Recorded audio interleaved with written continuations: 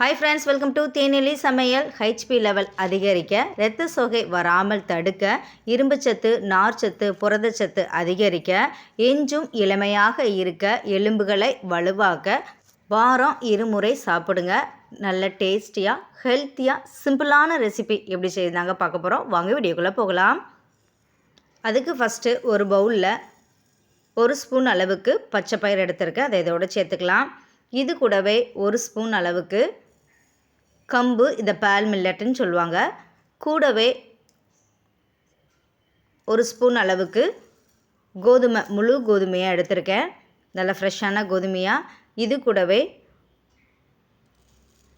கொஞ்சம் காணம், இதை கொள்ளுன்னு சொல்லலாம். கூடவே கொஞ்சமாக உளுந்து, நல்ல டேஸ்ட்டை நல்லா இன்க்ரீஸ் பண்ணி கொடுக்கறதுக்காக ஒரு 1 to 1.5 டேபிள் ஸ்பூன் அளவுக்கு பொட்டுக்கடலை சேர்த்துருக்கேன். இதில் உள்ள எல்லா பொருட்களையும் ஒரு சிலதை கூட்டியும் சேர்த்துக்கலாம், குறைச்சும் சேர்த்துக்கலாம். உங்கள் விருப்பத்துக்கு தகுந்த மாதிரி கூட்டி குறைச்சி சேர்த்துக்கோங்க. இது எல்லாத்தையுமே இப்போ ஸ்டவ் ஆன் பண்ணி ஒரு கடாயை அடுப்பில் வச்சுட்டு நம்ம எடுத்து வச்சுருக்க எல்லா பொருட்களையும் இதோடு சேர்த்து மீடியம் ஃப்ளேம், லோ ஃப்ளேம்னு மாற்றி பொறுமையாக வறுத்தெடுத்துக்கலாம். வறுக்கிறதுனால இதில் உள்ள பச்சை ஸ்மெல்லாம் போய் நல்ல டேஸ்டியாகவும் இருக்கும், நல்ல ஹெல்த்தியாகவும் இருக்கும். அதனால் வறுத்தெடுத்துக்கோங்க. இப்போ நம்ம சேர்த்துருக்க எல்லா பொருளுமே உடம்புக்கு ரொம்ப நல்லது. முதுகு வலி, மூட்டு வலி, கை கால் வலி பிரச்சனை இருக்கவங்க வாரத்தில் 2 நாள் இதை எடுத்துக்கிடும் போது உடலுக்கு நல்ல ஆரோக்கியத்தை கொடுக்கும். நோய் எதிர்ப்பு சக்தி அதிகரித்து உடலை நோயிலேருந்து பாதுகாக்கிறதுக்கு ரொம்ப ஹெல்ப்ஃபுல்லாக இருக்கும்.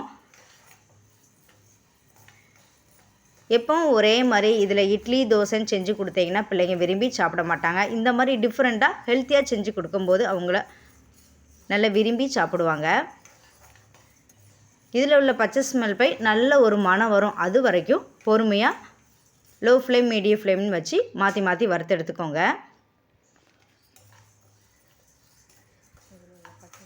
நம்ம சேர்த்துருக்க காணம் நல்லா வெடித்து வரும். நல்ல மீடியம் ஃப்ளேமில் வறுத்தெடுத்திங்கன்னா ஒரு சில பொருட்கள் கொஞ்சம் வெடிக்க ஆரம்பிக்கும். அந்த வெடிக்கிற சமயத்தில் நம்ம நோட் பண்ணிவிட்டு அது ஸ்டவ்வை அப்படியே ஆஃப் பண்ணிவிட்டு நல்லா ஆற வச்சிடலாம். நல்ல இந்த பக்குவத்தில் வறுபட்டு வந்திருக்கணும்.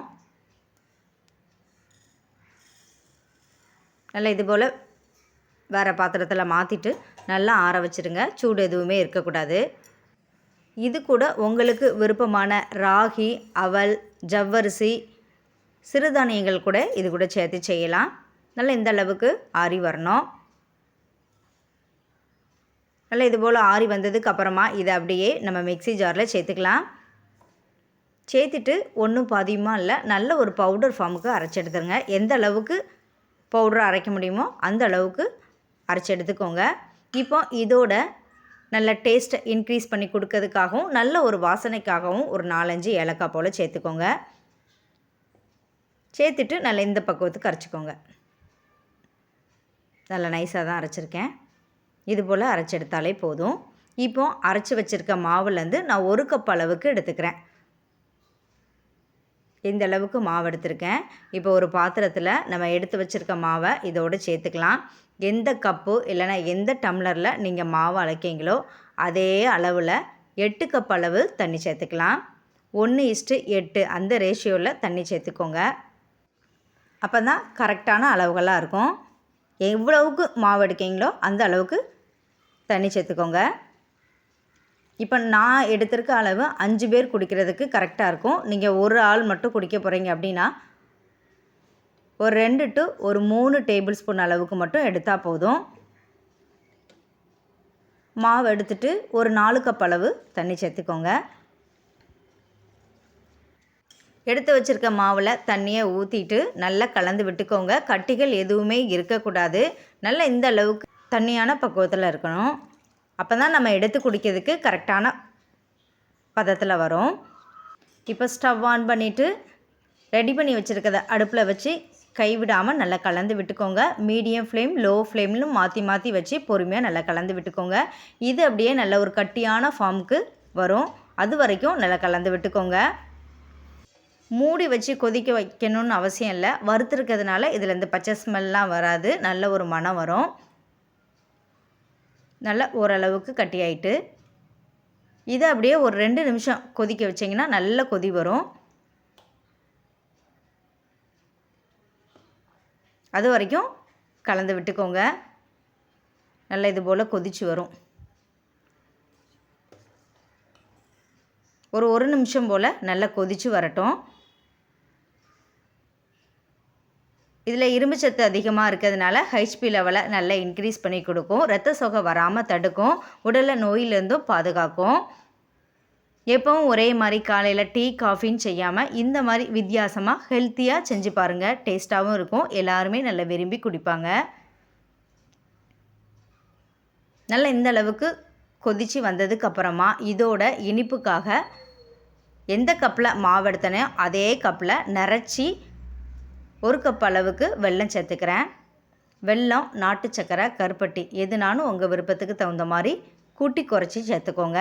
நான் எடுத்திருக்க அளவு மைல்டு இனிப்பாக தான் இருக்கும். நீங்கள் இனிப்பு நல்லா சேர்ப்பீங்க அப்படின்னா ஒரு 1.25 கப் அளவுக்கு வெல்லம் சேர்த்துக்கோங்க.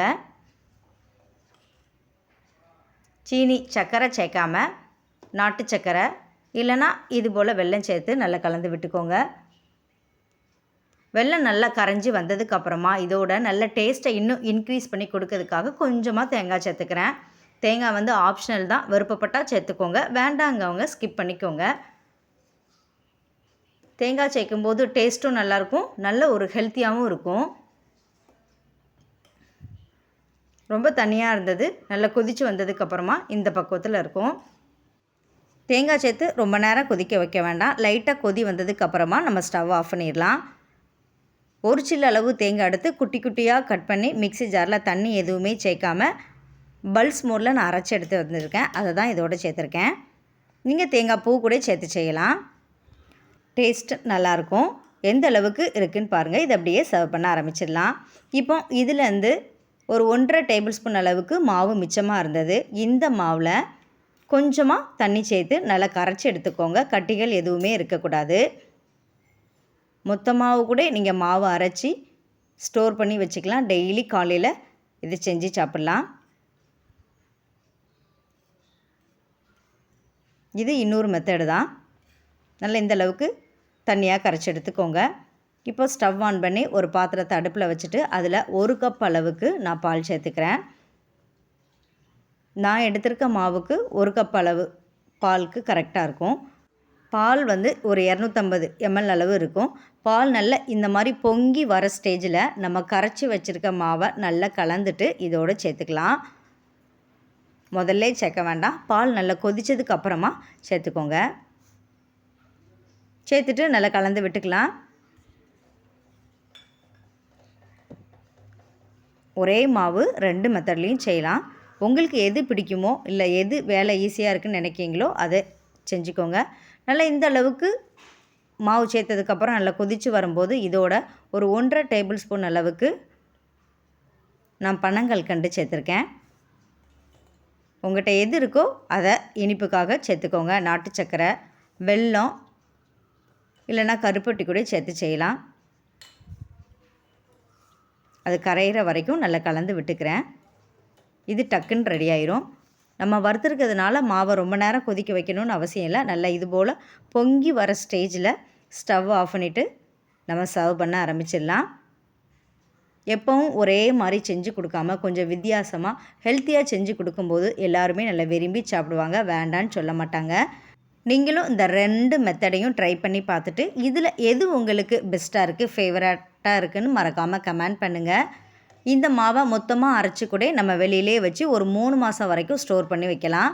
கெட்டு போகாது, வண்டும் விழாது. நல்ல ஒரு ஹெல்த்தியான ட்ரிங்காக இருக்கும். காலையில் பிரேக்ஃபாஸ்ட்டுக்கு கூட இது செஞ்சு சாப்பிட்லாம். நீங்களும் இந்த ஆரோக்கியமான ரெசிபியை ட்ரை பண்ணி பார்த்துட்டு எப்படி இருந்துச்சுன்னு கமெண்ட் பண்ணுங்கள். இந்த வீடியோ உங்களுக்கு யூஸ்ஃபுல்லாக இருந்துச்சுன்னா தேனிலி சமையலை சப்ஸ்கிரைப் பண்ணுங்கள். Thank you friends.